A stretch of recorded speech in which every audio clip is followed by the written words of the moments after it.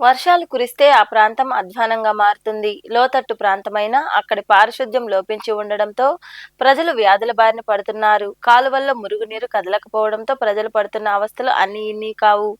గూడూరు పట్టణంలోని పూలతోట కాలనీలో ఉన్న సమస్యలపై శివాబి న్యూస్ కథనం. గూడూరు పట్టణంలోని పూలతోట గిరిజన కాలనీలో కనీస వసతులు లేక ప్రజలు అవస్థలు పడుతున్నారు. ఆ కాలనీలో గిరిజనులు, నక్కలోళ్లు ఎక్కువగా నివాసముంటున్నారు.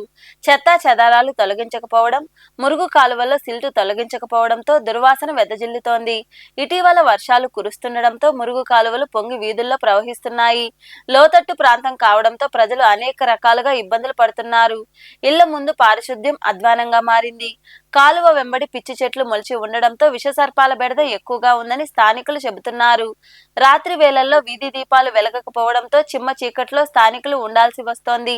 స్థానిక పురపాలక సిబ్బంది కాలనీలో పారిశుద్ధ్యం మెరుగుపరచకపోవడంతో ఈ పరిస్థితి నెలకొంది.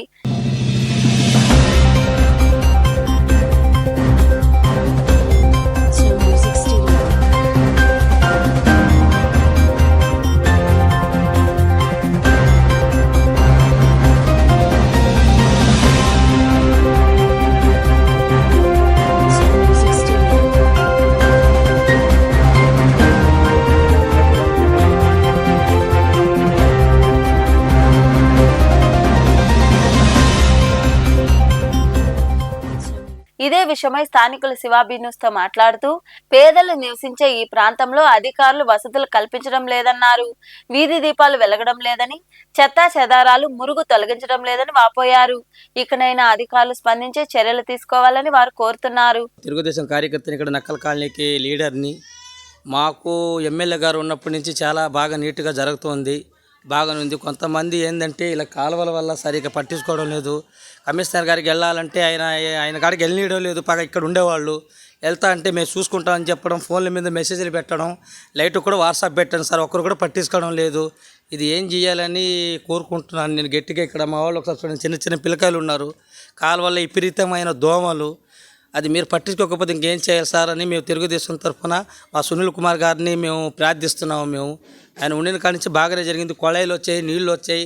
ఆయన వచ్చిన కాడి నుంచి మా నక్కల అందరూ ప్రశాంతంగా ఉన్నాం. కానీ కొంతమంది బయట వాళ్ళు ఆయన కాడికి వెళ్తేనే వాళ్ళు వింటున్నారు, ఏంది పని చేసేవాళ్ళు. మేము ఎంతసేపు మీరు ఆయన కాడికి వెళ్ళబాగండి అని చెప్పి బయట వాళ్ళు ఒత్తిళ్ళు ఉన్నాయండి మాకు. మేము సార్ కాడికి వెళ్తా అంటేనే వీళ్ళు మాట వింటూనే వస్తున్నారు వీళ్ళు ఇక్కడికి పనికి, లేకపోతే రావడం లేదు సార్. ఒకటికి 10 సార్లు ఫోన్ చేసి ఇదండి, ఒకసారి వాట్సాప్లో చూపి వస్తారు ఒకసారి.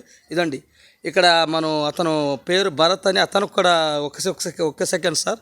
ఇదండి కాళ్ళకి ప్రతి ఒక్క లైట్లకి సార్ వాట్సాప్లో పెట్టున్నాను నేను, రెస్పాన్సే లేదు మాకు. ఇది మినిమం పెట్టి ఈ రోజుతో ఒక 10-15 రోజుల నుంచి రిక్వెస్ట్ చేస్తున్నాను వాళ్ళకి. మీరు కూడా దయచేసి కొంచెం మా వాళ్ళని మీరు పట్టించుకోవాలని కోరుకుంటున్నాను. నా పేరు రాయడండి, నక్కల కాళ్ళని. లేదు సార్, ఇంట్లో కరెంట్ లేదు, బయట కరెంట్ లేదు, దోమలు పాములు జర్రిపోతుని కొట్టాం సార్ మేము. కాలువ చూడండి సార్ ఎట్ట ఉండయో, కాలువ తీయడానికి కూడా సరిగా రావటం లేదు మనుషులు. రోడ్డు చూడు ఎట్ట తోమి ఆడాడ గుంటలు గుంటలు చేసేసి వెళ్ళిపోయారు. పాములు దోమలు చిన్న చిన్న పిల్లకాయలు వేసుకొని ఉండాం.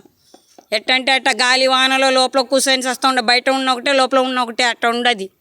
కరెంటు చూస్తే కరెంటు లేదు, పైన అటు చూస్తే ఆడ కూడా లేదు, ఈ పక్క కూడా లేదు. ఆ లైన్ అంతా ఉండదు, ఈ లైన్ మాత్రం కరెంటు లేదు. నక్కలలో వరకే సరిగా పట్టించుకోవటం లేదు. రోడ్డు మీద అక్కడి నుంచే సగం తాగా వేసి సగం తాగా వదిలేశారు ఇక్కడి నుంచి.